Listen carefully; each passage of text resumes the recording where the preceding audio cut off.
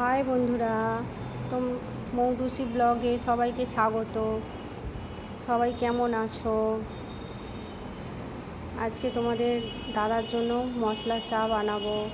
তোমরা সবাই কে কে খেতে ভালোবাসো চলে এসো আমার সাথে, রেসিপিটা দেখে নাও। প্রথমে 2 কাপ জল দিলাম, 2 কাপ জল দেওয়ার পর এবার মশলাগুলো একটু নেড়ে দিলাম, দিয়ে এবার মশলা দেব। মশলাগুলো দেওয়ার পর লবঙ্গ দিলাম,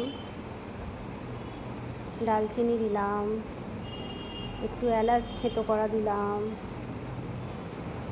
দিয়ে এবার চা পাতাটা দিয়ে দেব।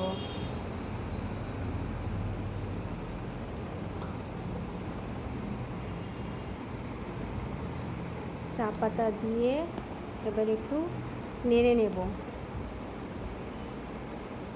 ফুটে উঠলো, একটু চিনি দিয়ে দিলাম, দিয়ে একটু নেড়ে নিলাম।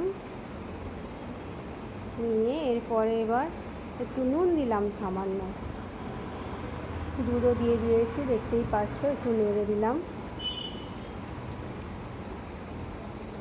এই চায়ে বন্ধুরা বাটার দেয়, কিন্তু বাটার দিলে চাটার জন্য টেস্ট লাগে না, যার জন্য আমি একটু অল্প ঘি দিয়ে দিলাম, দিয়ে একটু নেড়ে নিলাম। তোমরা দেখো আমি কিন্তু গ্যাসটা নিভিয়ে দিয়েছি। গ্যাস নিভিয়ে দেওয়ার পরও চা কি সুন্দর উতলে উঠছে।